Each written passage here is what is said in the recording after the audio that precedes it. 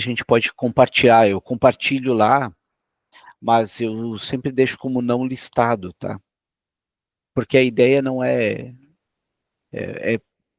não é chegar e ter um canal no YouTube com muitos inscritos, não é essa a ideia.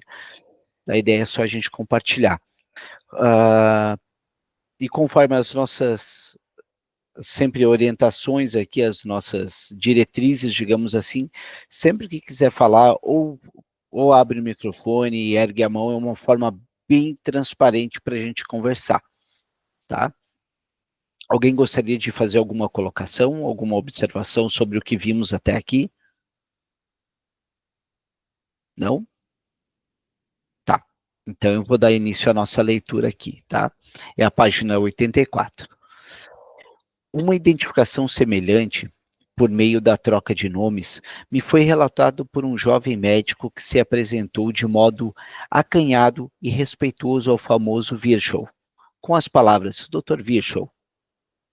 O professor virou-se espantado para ele e perguntou: Ah, o senhor também se chama Virchow?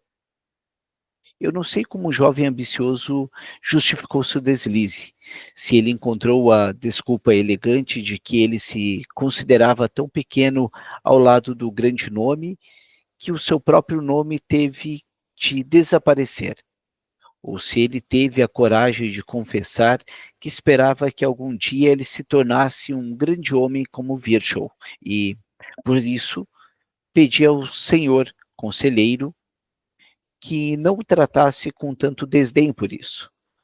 Um desses dois pensamentos, ou talvez ambos concomitantes, podem ter levado o jovem a se confundir em sua apresentação. Por motivos profundamente pessoais, tenho de deixar sem decisão se uma interpretação semelhante é também aplicável ao caso que se segue. No Congresso Internacional de Amsterdã, em 1907, a doutrina sobre a histeria, sustentada por mim, foi objeto de uma discussão acalorada. Parece que, em um discurso inflamado contra mim, um dos meus mais vigorosos opositores tinha repetidamente cometido lapsos verbais, colocando-se em meu lugar e falando em meu nome. Ele disse, por exemplo: Como se sabe, Breuer e eu demonstramos quando ele só poderia ter pretendido dizer Breuer e Freud. O nome desse opositor não apresenta a mais ligeira semelhança sonora com o meu. Somos, bom dia, Rita, somos advertidos por meio desse exemplo, bem como de muitos outros casos de troca de nomes, de que o lapso verbal pode prescindir inteiramente da facilidade que a semelhança de som lhe proporciona e só pode estabelecer-se com o apoio de encobertas relações de conteúdos. Alguém gostaria de pontuar algo? Em outros casos, muito mais importantes, é a autocrítica à oposição interna à nossa própria manifestação que força o lapso verbal. E até mesmo a substituição pelo contrário, daquilo que se pretendia dizer. Percebemos, então, com espanto, como o texto de uma afirmação anula a intenção dessa afirmação, e como o equívoco de fala põe a descoberto a insinceridade interna. Por meio de um lapso verbal como esse, Anzengruber, por exemplo, estigmatiza em O Verme da Consciência, o hipócrita caçador de heranças. Deixa eu voltar aqui. Nesse caso, o lapso verbal torna-se um meio de expressão mímica. Claro que em muitos casos, para a expressão daquilo que não se queira dizer, torna-se um meio de trair a si mesmo. Assim, por exemplo, quando um homem que em suas relações com a mulher não prefere o chamado intercurso normal, interveio em uma conversa sobre uma moça considerada coquete, com as palavras: se andasse comigo, logo ela perderia esse hábito de coetirem, palavra inexistente. Não há dúvida de que uma alteração como essa só pode ser atribuída a outra palavra, coitierem, praticar o coito. O efeito sobre a palavra pretendida, coqueterem, coquetear, ou no caso a seguir, nós temos um tio que já há meses está muito ofendido porque nós nunca o visitamos. Nós aproveitamos a ocasião de sua mudança para uma casa nova, para aparecer depois de longo tempo. Aparentemente, ele se alegrou muito conosco e disse na despedida, cheio de emoção: de agora em diante, eu espero vê-los ainda mais raramente do que antes. Olhem só, de agora em diante, eu espero vê-los ainda mais raramente do que antes. A complacência do material da língua costuma formar, com frequência, exemplos de lapsos verbais que produzem o efeito francamente esmagador de uma revelação ou causam todo o efeito cômico de um xiste. Assim, é no caso a seguir, observado e comunicado pelo Dr. Heitler. Esse chapéu novo e encantador foi provavelmente você mesma que o aufgepeiste, palavra inexistente, no lugar de Augputz, enfeitou. Não é? Disse uma dama para outra em tom de admiração, mas a continuação do elogio pretendido teve de ser cancelada, pois a sua crítica silenciosa de que o enfeite de chapéu, Alta Putz, era uma patisserie, mistura confusa de várias coisas. Tinha sido expressa com demasiada clareza nesse deslize indelicado, de modo que nenhuma das expressões de admiração convencional ainda pudessem parecer convincentes. Mais leve, porém também sem ambiguidade, é a crítica no exemplo a seguir. Uma dama fez uma visita a uma conhecida e foi ficando muito impaciente e cansada com a conversa prolixa e enfadonha da pessoa em questão. Finalmente, ela conseguiu parar e se despedir, mas já na antessala, a conhecida que a acompanhava voltou a retê-la com uma nova enxurrada de palavras. Então, quando ela já ia saindo, teve de voltar a ouvi-la em pé, diante da porta. Por fim, ela interrompeu a anfitrião com a pergunta: a senhora vai estar em casa na antessala, Vorzimer? Só pela feição atônita. Fala, Rose, por favor. O seu microfone está mutado. Sim, abri. Michel, eu tive a impressão agora, ou um insight, não sei, aquelas pessoas que têm aquele discurso, né? Falo antes, penso depois, né? Que realmente falam rápido, né? Sem pensar. Elas não estariam enquadradas num lapso verbal? Porque é muito corriqueiro isso acontecer, né? Não necessariamente chega a ser uma coisa extraordinária. Na verdade, até quando a gente vai estudar ali o Ferenczi, sobre o conceito da técnica ativa, na qual ele dizia o seguinte para o analisando dele: não faça sexo até a próxima sessão, ou faça até a próxima. Essa polêmica técnica ativa visava exatamente isso, produzir uma tensão. E no processo de associação livre, que por sua vez não é associar palavras, e simplesmente ideias que lhe ocorrem, né, quando a gente lê o Laplanche e Pontales, o dicionário, ele fala isso: associação livre consiste em ideias que ocorrem, o sujeito está mais propenso a produzir esses lapsos verbais, com certeza, Rose. Por isso que nós estimulamos a associação livre para o sujeito só falar.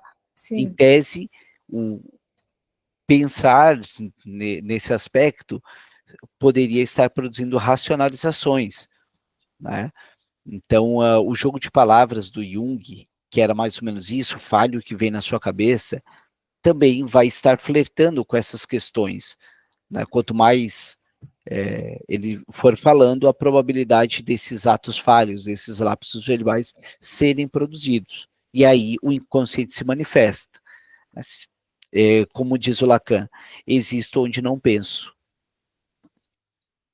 Entendi. Né? Algum colega gostaria de acrescentar nesse raciocínio, ou tem toda a liberdade de discordar se achar que não for o fato? Algum colega gostaria de pontuar algo mais? Não? Sim? Talvez? Então eu sigo aqui. Só pela feição atônita, ela percebeu seu lapso verbal. Cansada pelo longo tempo em pé, na antessala, ela queria interromper a conversa com a pergunta: a senhora vai estar em casa de manhã? Vormittag? E assim, o deslize traiu sua impaciência por causa da nova espera. O próximo exemplo foi vivenciado pelo Dr. Max Graf e equivale a uma advertência à autorreflexão. Na Assembleia Geral da Associação de Jornalistas Concorde, um jovem membro que estava sempre sem dinheiro fazia um violento discurso de oposição e, em sua excitação, disse: senhores Vorschmidt-Tegleder, senhores membros do empréstimo, no lugar de Vorstadtmittler, membros da diretoria. E, por fim, ou membros da comissão, é que esses senhores estão autorizados a aprovar empréstimos. E o jovem orador também tinha feito uma solicitação de empréstimo. Nós vimos, no exemplo do Vorschwein, que um lapso verbal pode ocorrer facilmente quando se faz um esforço para reprimir palavras ofensivas, né? Então, essa semana, a gente viu isso na questão do futebol, tá? Aqui no Rio Grande do Sul, Grêmio e o Inter, Grêmio Internacional, são rivais ferrenhos. Na apresentação de um jogador de futebol do Internacional, ele pensou tanto em não falar Grêmio, que foi o que ele disse: estou muito feliz de estar aqui no Grêmio. Sendo que ele estava sendo apresentado no Internacional. Então, imaginem, foi o assunto durante uns 3 dias na imprensa local aqui no Rio Grande do Sul, por esse ato falho. Ele pensou tanto em reprimir, exatamente isso que ele está dizendo aqui, o Freud está dizendo. Ele pensou tanto em reprimir, que ao reprimir isso foi a primeira coisa que escapou, num ato falho. Luiz, por favor. Bom dia a todos. Isso acontece muito, né? Inclusive, assim, eu sou jornalista, né? Nesse meio acontece muito isso. Por exemplo, a Rádio Globo, no Rio de Janeiro, né? Ele tinha o Antônio Carlos, um dos maiores comunicadores da Rádio Globo, né? Trabalhou lá, sei lá, 30, 40 anos. Ele foi para a Rádio Tupi, na concorrente, né? E durante a apresentação dele, ele também, em vez de falar, né, Rádio Tupi, ele falou Rádio Globo. E se você pegar aí, você vai ver outros exemplos também na imprensa de gente que trabalhou durante muitos anos, né, em determinados locais, e quando muda, acaba cometendo esse ato, né, falho de falar o nome da empresa que trabalhou anteriormente. E gira muito, Luiz. Gira muito nisso. Eu não vou falar, e aí acaba falando. Exatamente, acontece mesmo. Eu mesmo já tenho que tomar cuidado com isso, que eu trabalhei numa empresa durante muito tempo e hoje eu estou numa outra empresa que é concorrente, né? Só que eu escrevo, né? Então eu ainda tenho tempo de pensar nisso porque eu estou escrevendo, mas na hora de você falar é totalmente diferente, né? Ah, mas é legal tu falar isso pelos lapsos de escrita que o Freud fala também. Sim. né? Mas, Então, mas eu acho que o ato de escrita, o lápis de escrita, nesse caso, você consegue ainda pensar um pouco mais, porque a fala sai, né? sim, sim.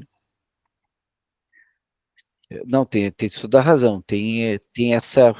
Fala, Rose, por favor. Tá mutado o seu É, microfone. o lapso de escrita, Caldeira, pelo menos assim, ao meu ver, na clínica, ele é pior que o lapso verbal, porque Você acha mais fácil de é cometer? mais fácil de cometer. Mais fácil de É, cometer. olha. Assim, porque eu vejo com os meus pacientes, né? Às vezes eu peço para eles escreverem sobre algo. E nessa escrita vem nas entrelinhas assim coisas que eles estão escrevendo e não estão entendendo o que estão escrevendo. Não sei se encaixa nesse exemplo, mas acredito que sim. Uma vez uma paciente escreveu que ela era chata. Aí eu questionei, por que você é chata? Ela falou, mas eu não sou chata. Eu falei, não, mas você acabou de escrever aqui que era chata. Esse É que no caso, eu acredito que o Luiz se refira à probabilidade de reler, né? Então, Exatamente. aí tu pode fazer um filtro. Apesar que não assim, estamos isentos. Eu tenho um exemplo de um ato falho, de um sujeito que redige um e-mail de um projeto bem interessante para mandar para o seu chefe, e para quem ele envia para uma empresa na qual ele ambicionava e queria muito participar. Na hora de digitar o e-mail, provavelmente ele estava pensando, eu não vou mandar para essa pessoa, eu não vou mandar para essa pessoa, apesar que eu quero, e é para essa pessoa que ele envia.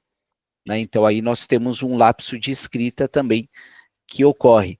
Né? Para quem utiliza a ferramenta anamnese, né, não é muito comum frente à psicanálise, principalmente de orientação lacaniana, mas numa anamnese, o sujeito está escrevendo e quando tu vê o texto, ele vai lá e risca. Né? Ali também tá um lapso. Opa, falei alguma coisa que eu não deveria ter dito. E, Né? Michel, nas redes sociais também, principalmente no WhatsApp, né? A gente para pensar quantas vezes, né, acontece essa situação de você estar escrevendo sobre uma pessoa para outra e mandar para a pessoa da qual você está escrevendo, né? Isso já deve ter Sim, acontecido com alguém, sim, né? sim, com certeza absoluta. Né? Vai mandar uma foto para uma pessoa, vai para outra, né? E claro, mas vamos tomar bastante cuidado também com a questão do corretor ortográfico, né? Ah, Que não. daí deixa as coisas mais confusas. Por gentileza, Rosângela, fique à vontade. Olá, bom dia. Bom dia. Também falando sobre essa questão, né? As pessoas mandam áudio para a gente, mandam um áudio extenso, imenso, e vai lá e apaga, né? Então, também acredito que nessas questões, peraí, falei que o que eu não queria falar. E aí eu fico Sim, danada, não deu tempo nem de ver o áudio, né, para ver o lapso. sim, a curiosidade ali pega, né? É. Não, mas é interessante esse aspecto, porque esse ato falho, o frente ao superego, ele é uma das coisas mais fantásticas que tem. O superego se satisfaz com isso, né? Quando de madrugada, né, vamos botar o tradicional nude, um esposo que está numa relação extraconjugal, vai mandar para outra pessoa e manda para a esposa. O superego vai se satisfazer com isso, porque ele se entregou. Né? Então é interessante ver essas formas em que o nosso aparelho psíquico, diz o Lacan, né? Existe onde não penso. Rose, por favor. mas essa questão de se entregar, na verdade, é o desejo, né? De ser pego, né? De ser pego, para resolver um problema que ele não consegue de forma consciente, né? Sim, e é isso que o superego quer, né? O superego quer exatamente isso. O superego, ele quer que as regras sejam cumpridas. Então, se ele estava se escondendo para satisfazer unicamente uma pulsão de prazer, o superego socialmente chegou e disse, ok, agora tu se entregou. Agora temos uma formação de compromisso aí. O id fez o que queria, o superego também apertou a mão.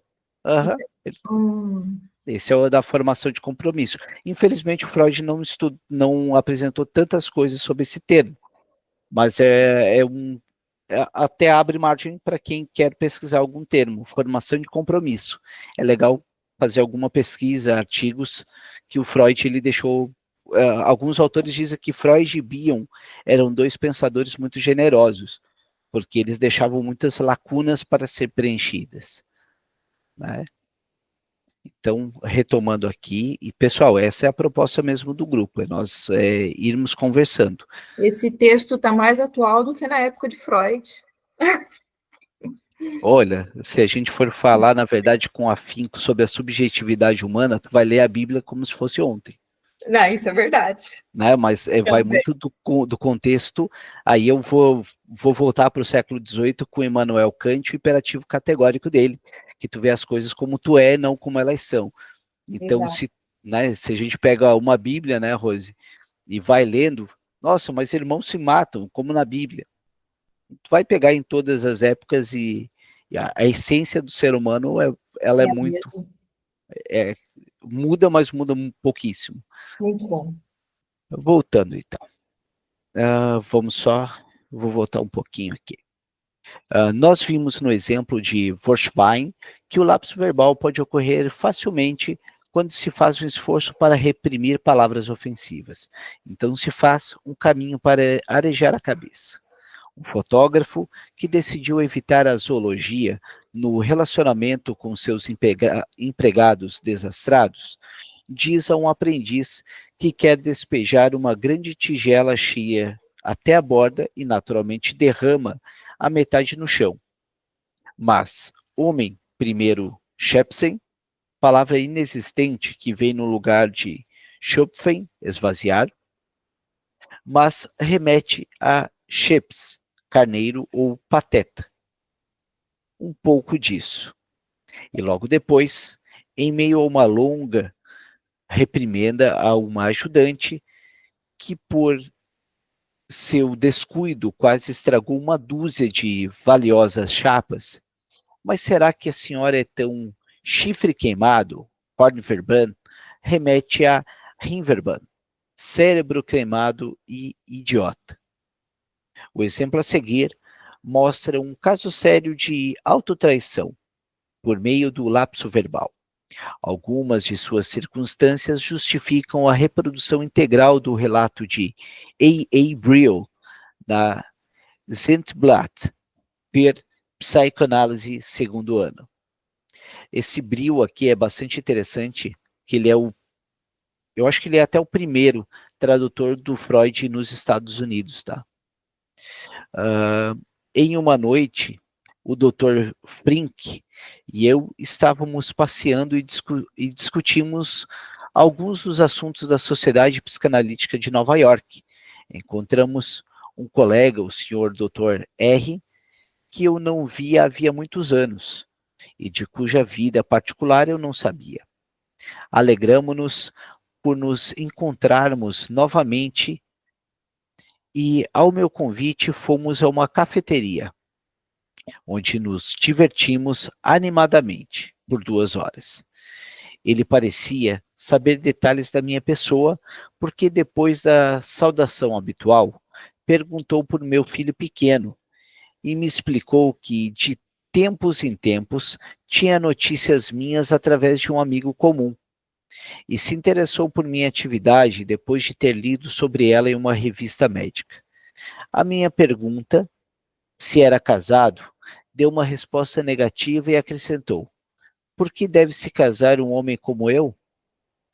Ao deixarmos a cafeteria, ele se voltou de repente para mim e disse: eu gostaria de saber o que o senhor faria no caso a seguir. Eu conheço uma enfermeira que foi citada como cúmplice em um processo de divórcio. A esposa pediu a separação ao marido e citou a enfermeira como cúmplice, e ele obteve divórcio. Vamos só ver o que ele fala aqui. De acordo com as nossas leis norte-americanas, só se pode obter um divórcio se ficar comprovado que uma das partes cometeu adultério. E, na verdade, o divórcio é concedido apenas à parte enganada. Vamos voltar. Eu interrompi dizendo: o senhor quer dizer que ela obteve o divórcio? Ele corrigiu imediatamente. Naturalmente, ela obteve o divórcio e continuou narrando que a enfermeira foi tão afetada pelo processo e pelo escândalo que começou a beber, ficou gravemente nervosa e etc. E me pediu um conselho sobre como ele deveria tratá-la. Acho que aqui ficou bem evidente o que estava acontecendo, né, nesse lapso verbal ali. Tão logo eu tinha corrigido seu erro. Pedi que ele o explicasse, mas recebi as costumeiras respostas atônitas, que todo ser humano tem pleno direito de cometer lapsos verbais, que tinha sido apenas um acaso e não havia nada a procurar por trás disso, e etc. Eu repliquei que todo equívoco na fala tem de ser fundamentado e que eu estaria tentado a acreditar que ele mesmo era o herói da história. Se ele tivesse comunicado antes que era solteiro, porque nesse caso, o lapso verbal poderia ser explicado por seu desejo de que sua mulher, e não ele, tivesse perdido o processo. Para ele, não ter de, segundo nossos direitos matrimoniais, pagar pensão alimentícia e poder voltar a se casar na cidade de Nova York. Ele rejeitou obstinadamente minha suposição, mas ao mesmo tempo, e reforçou com sua exagerada reação afetiva, com nítidos sinais de agitação e, depois, risadas, ante meu apelo de que dissesse a verdade pelo interesse da clareza científica. Eu recebi a resposta: se o senhor não quisesse ouvir uma mentira, o senhor tem de acreditar na minha solteirice e, portanto, a sua explicação psicanalítica é completamente falsa. Ele ainda acrescentou que um ser humano que presta atenção a todas essas insignificâncias era decididamente perigoso. De repente, ele se lembrou de outro compromisso e se despediu. O Dr. Frink e eu continuávamos convencidos da minha resolução, do seu lapso verbal, e eu decidi comprová-la, ou refutá-la mediante investigação. Alguns dias depois, visitei um vizinho, um velho amigo do Dr. R., que pôde confirmar a minha explicação em todos os detalhes. O processo tinha ocorrido há algumas semanas e a enfermeira foi citada como cúmplice.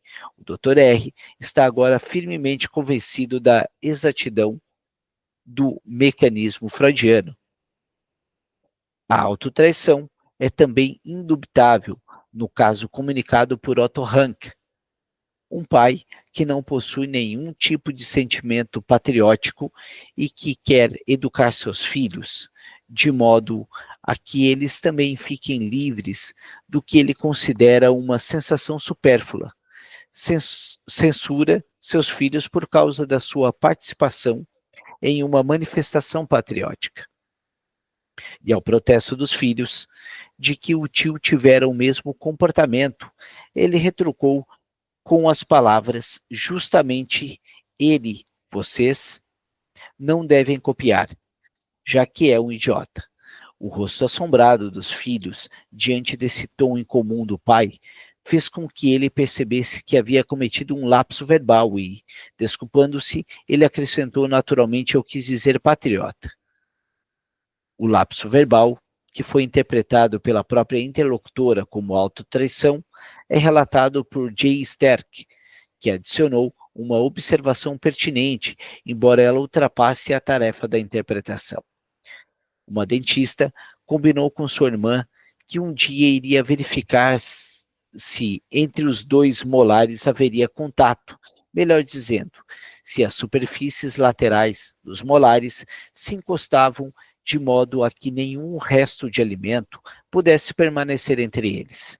Daí sua irmã se queixou de ter esperado muito por esse exame e disse de brincadeira: agora ela deve estar tratando de uma colega, mas sua irmã sempre tem de continuar esperando.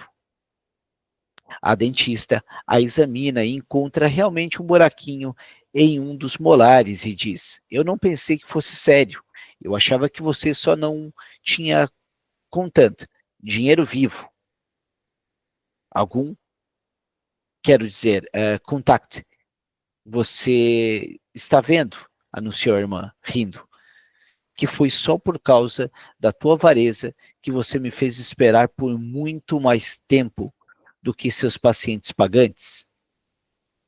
Então, pessoal, insights, o que vocês têm a dizer sobre isso? Alguém gostaria de pontuar algo? Eu vou contribuir aqui. Uma vez eu ouvi dos meus filhos, eu era uma pessoa, né, antes das terapias e de tudo, que eu me doava muito para os outros, né? Me doava muito, fazia tudo, tirava o que tinha dentro de casa para dar para as pessoas. Sempre tive isso. E aí o meu filho virou para mim: mãe, você está esquecendo da gente, tá cuidando mais das pessoas lá fora do que da gente aqui em casa. Eu falei: menino, que é isso? Que conversa é essa? Mas realmente eu estava voltada para fora, né? Depois, claro, eu fui percebendo isso depois que ele falou, né? Por isso que a gente precisa do outro, de um olhar do outro para poder se ver, né? E aí eu percebi isso, né? E é parecido, né? Você às vezes cuida de um outro lá e desse aqui que é, né, próximo, que não vai pagar e que o outro paga e acaba dando mais valor. Sim, sim. E até é legal tu falar isso, Rosângela, porque quando a gente está estudando, né, dinheiro e psicanálise, há uma linha muito tênue, né? Quando o teu analisando te paga e tu atende ele, quando tu faz uma clínica social e o pagamento é com o tempo, né? Será que tu vai conseguir discernir esse atendimento? Claro que no mundo perfeito tu vai, mas será mesmo na prática? Né? Por isso que é interessante uma supervisão, uma análise pessoal, para nos estar amparando e para nos mostrar esses pontos cegos. Né? O eu não é o senhor da própria morada, como Freud já nos dizia, né? Ana, por favor. A Rosângela estava falando aí e me veio não sei nem se é um insight, se é uma posição correta. Se às vezes esse nosso olhar para fora, além dessa questão posta aqui, não é também a dificuldade que você tem de olhar para dentro, de olhar para mais próximo de você, de procurar entender o que está acontecendo. Porque quando você está olhando para fora, é mais seguro. Você está olhando para fora, é um ambiente mais seguro, porque, de qualquer forma, é uma questão que você olha, intervém aqui e ali e parou. Mas quando é dentro, quando é no nosso espaço mais restrito, mais próximo, é muito complicado, às vezes, você olhar para essa questão do porquê que você está tão voltada para o externo e deixando um pouco de lado aquilo que é mais próximo a ti, né? Quais as dificuldades que a gente tem em lidar com isso. Eu estou falando não é só pela sua fala, não, viu, Rosângela, que eu me identifiquei com ela. Eu precisei. Mas é verdade. Eu precisei perceber o que é que eu não queria olhar mais próximo de mim quando eu comecei a terapia, porque eu tinha um comportamento muito parecido, de estar sempre resolvendo o externo, preocupada, e aí a gente não se dá conta disso. E tem casos que ainda se tornam bem mais severos, né, nessa questão. E isso é uma linha muito tênue entre até que ponto é um ato de bondade você estar preocupada com o outro, e até que ponto você está se anulando nessa preocupação com o outro. Assim, é uma linha muito fina, muito tênue, que às vezes a gente tem dificuldades de ponderar. Não sei se eu me fiz entender. Não, eu acredito que sim, Ana. Acho que tu conseguiu, né? Não dá para a gente ignorar o macro nesses casos, né? Eu lembro que uma das análises pessoais que eu fiz, e na devolutiva, o meu analista havia dito a- até que ponto, até que ponto a, a religião católica te influenciou pela tua criação e que tu queira se tornar um Jesus Cristo, né, de querer servir a todos. Então, nesse aspecto, a gente chega os contrastes e a influência do todo. Né? Quando a gente tem no catolicismo muito forte, arraigado, essa questão de servir, de se doar, do autossacrifício, e quando nós chegamos em países de orientação religiosa protestante, né? Haja vista o Weber com a ética protestante. E aí nós temos os Estados Unidos com produções literárias como a Ayn Rand, que fala sobre a virtude do egoísmo. Né? Quando países que focam tanto em si, mas o Raul Seixas brincava com isso, o auge do meu egoísmo é querer ajudar as outras pessoas. Então acho que essa aí a gente está trabalhando muito essa linha tênue, né, Ana? Luiz, por favor. Não sei nem o que eu vou falar, assim, se está certo ou não, mas existe essa questão também da gente querer atender ao desejo do outro, mais do que atender ao seu Justo. próprio desejo, né? Talvez evitar o desamparo, né, Luiz? Sim, talvez. Porque a gente não quer o outro, a gente quer realmente o desejo do outro. Aí tu tá falando do Lacan, é muito pertinente a tua fala. Né? Antônio, por favor. Nossa, vocês me ouvem bem? Sim, Alô? tem um barulho no fundo, mas dá para te escutar, sim. Eu vou tentar falar aqui, vou tentar sair aqui do... Eu saio aqui do Bluetooth. Melhorou, tá? Me ouvem bem? Sim. Assim, primeiro, obrigado, Michel, pelo convite. Não vou poder ficar a sala toda, mas achei assim a proposta muito interessante. Adorei esse tempinho curto que eu fiquei. E aí, só para poder contribuir nessa discussão, eu me deparei com uma música de Oswaldo Montenegro há algumas semanas que se chama Metade.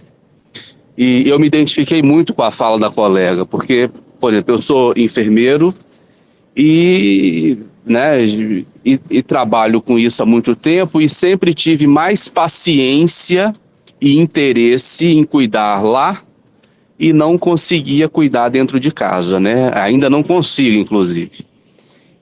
Mas eu me deparei com uma fala de Oswaldo Montenegro de um texto chamado Metade. E nesse Metade ele tem um verso que me chamou muito a atenção. Ele diz assim, porque metade de mim é abrigo e a outra metade é cansaço. Então, talvez nesses espaços, que sejam espaços mais domésticos e sejam os nossos, talvez sejam um lugar de nós sermos cuidados também, né? E não sempre ser aquela estrutura que vai estar cuidando. Às vezes a gente também quer ser acolhido, né? E aí você chega em casa e você tem que se doar ainda mais, né? Ou de novo, né? E não faz essa troca, essa intercambialidade. Eu não sei se isso é pertinente na discussão, mas eu achei que fez muito sentido para mim por esse viés. Não, eu acho que é muito pertinente sim, Antônio, até mesmo para trazer mais um ponto de vista para nós, porque é muito fácil a gente estar de fora e só ficar julgando. Né? Mas quando a gente está na situação, ter um outro viés, se munir mais desse ponto de vista, é uma forma de a gente simular um pouco melhor empatia, porque para mim, empatia é simulação. É o máximo que nós temos de nós que a gente consegue ver no outro. Então é pertinente sim, é bem-vindo sim a tua colocação. Né? E agora eu passo para a Rose, que a Rose pediu a fala. Eu não sei se vai ficar redundante, mas eu vejo essa questão de fazer muito pelo outro e não para si ou para quem está próximo, né? Será que isso não é uma questão de validação, né? Uhum. Eu vejo isso como uma necessidade de ajudar para ser acolhido, para ser amado, né? Então, eu percebo essas pessoas como tentando preencher o seu próprio vazio Sim, através de uma validação do outro. sim, Então, faz sentido, Rose. Evitar o desamparo, né? então, aí a gente consegue perceber quanto a pessoa está sozinha, né? Sem ela mesma, né? Na questão. Mas não podemos esquecer que essa falta ela é constitutiva na nossa neurose, né? É, Isso sempre vai haver esse vazio e bola para frente e é isso. O desejo, lembrando de novo Lacan, a gente pode ter o que a gente quer, não o que a gente deseja. Então, porque o desejo ele vai escorrendo e vai indo, vai nos mantendo em constante processo, né? por isso que tomar consciência da situação, né? Eu acredito que contribua para a pessoa refletir, né? Uhum. E ver que não é no outro que ela busca, mas nela mesma, né? Era isso. Legal, Rose, obrigado. Eu vou seguir mais um pouquinho aqui. Eu não, Cadê? Eu não posso, obviamente, incluir as minhas ocorrências, as delas, ou daí extrair conclusões, mas ao me inteirar desse lapso verbal, minha corrente de pensamentos me levou a considerar que essas duas jovens amáveis e espirituosas não são casadas, e também saem muito pouco com homens jovens. E eu me pergunto se elas não teriam mais contato com pessoas jovens se tivessem mais dinheiro vivo.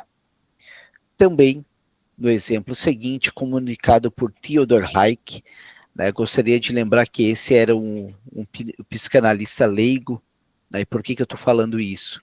Decorrência do período que estamos vivendo sobre psicanálise é exclusiva de uma classe ou não. Né? Desde o tempo do Freud, inclusive citado por Freud, temos aqui alguém que, por sua vez, não era médico, né? E muito menos psicólogo, já que a psicologia é de 1950. E é um dos grandes psicanalistas da história, é esse senhor aqui, o Theodor Hayek. Alguém pediu a fala? Não, Michel, só para, assim, eu não quis entrar ontem não quis entrar no final de semana na discussão, mas, assim, tem um texto do Freud de 1926, Uhum. diálogo, acho que é diálogo com analista leigo, sobre análise leiga, muito rico, muito interessante, para essa discussão que a gente está vivendo agora, onde ele faz uma defesa do porquê que ele acredita, o título do texto exatamente é A Questão da Análise Leiga, Conversas com a Pessoa Imparcial, de 1926. É um texto muito bom, muito rico, onde ele vai discorrendo por que ele defende que a análise não seja realizada apenas por médico, porque na época a Áustria tinha baixado um decreto dizendo que só quem podia fazer análise era os médicos, e ele vai justificando do porquê não, que fazer análise existe toda um rigor teórico que precisa ser seguido, inclusive ele apresenta a defesa da análise, do futuro analista ter passado pelo processo de análise, ele vai justificar o porquê, do embasamento teórico, ou seja, o conhecimento da teoria do inconsciente, da sexualidade, todos esses processos, e aí ele finaliza dizendo que, ao final de toda essa bagagem de conhecimento, eles iam perceber que essa pessoa não era mais um leigo, não na psicanálise, porque ela teria toda a bagagem necessária para desenvolver o trabalho enquanto psicanalista.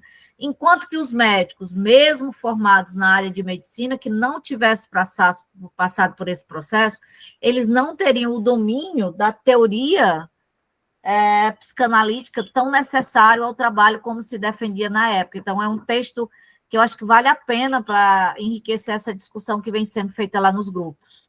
Não, perfeito, perfeito. Acredito que é imprescindível. E a propósito, Ana, eu vou juntar ele aqui, deixa eu já anotar, para que ele seja um dos textos que eu vou postar no grupo. Quarta-feira, Ana, nós temos supervisão. Eu acho que ele seria legal para a gente debater, Ana. Por mim está ótimo.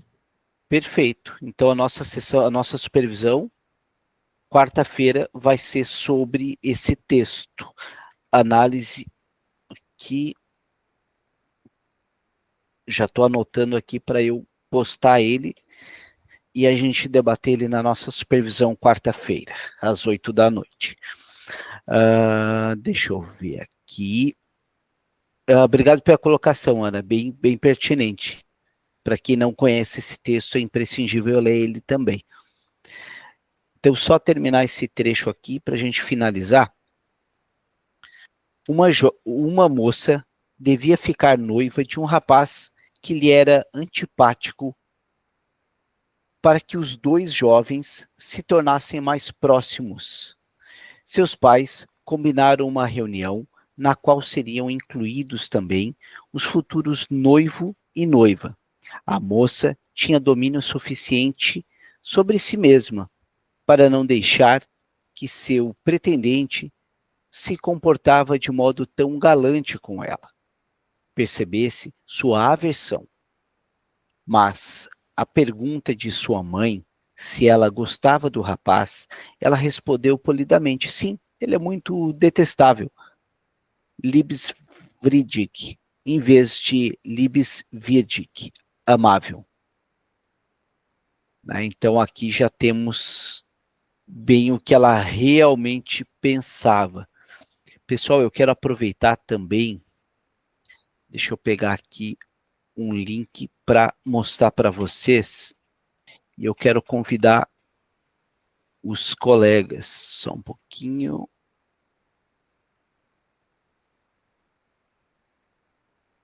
Aqui, compartilhar a tela.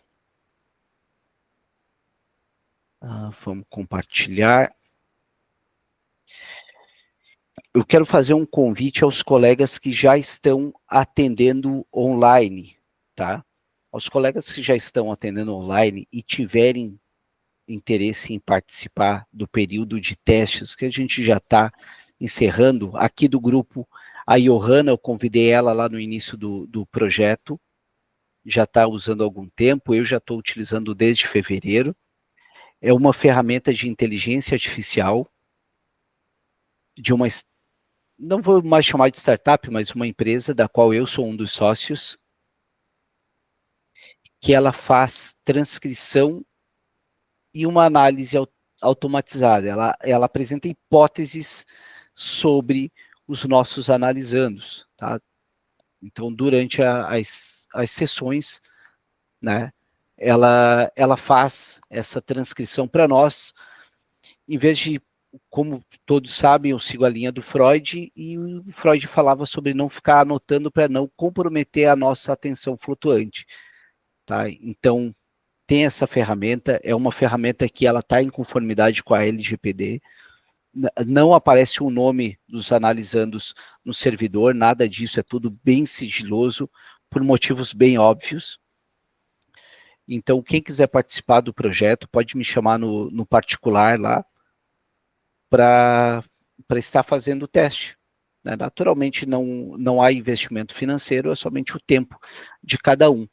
Quem quiser participar desse período de teste que está quase encerrando, nós iremos lançar de forma oficial agora em maio, aproveitando o aniversário do Freud, que é dia 6 de maio. Enquanto isso, faço o convite a todos os colegas. A respeito da nossa leitura de hoje, alguém gostaria de apresentar alguma colocação, alguma observação, comentários? Foi válido, não foi válido? Algum insight? Michel, assim, eu gosto muito desses nossos tempos de leituras coletivas, inclusive assim, Esse é um livro que eu já tinha lido, mas é incrível, quando a gente está lendo em conjunto, existem coisas que alguém percebe que você não tinha percebido, e aí você vai enriquecendo ainda mais esse processo dessa leitura, né, que é essencial para a gente, né? Então, assim, se aprofundar nesse processo das teorias é muito importante. Então, eu sou muito grata por esses tempos de leitura, então, para mim é sempre muito positivo. Sim, e a participação também, tá, Ana? É bem importante. Algumas pessoas já estão mais tempo aqui juntos, outros menos, né? Entra gente, sai gente, mas mais importante na psicanálise, ao meu ver, né? Eu acho que é a constância no processo, porque é assim que a gente vai amadurecendo. Rosângela, queres pontuar alguma coisa? Quero sim falar sobre, né, o tratamento, né, das sessões da psicanálise, como ajuda o ser humano a se autoconhecer, se autoperceber, né, e ir melhorando a nossa vida e se aceitando, e entendendo e colocando cada coisa ali no seu lugar e dando conta do que você realmente consegue, né? É aí que a gente vê, dentro da nossa própria terapia, como é eficaz, né? Como o tratamento é maravilhoso, como nos ajuda, como nos deixa livre de qualquer julgamento externo e de um tanto de coisa, né? E a gente fica assim, com mais... Autenticidade, vamos usar o Winnicott, o que ele fala, né? Identidade, é maravilhoso. Pessoal, então, obrigado pela parceria de todos, pelas falas, pelas perguntas, pelas respostas. E a gente segue no grupo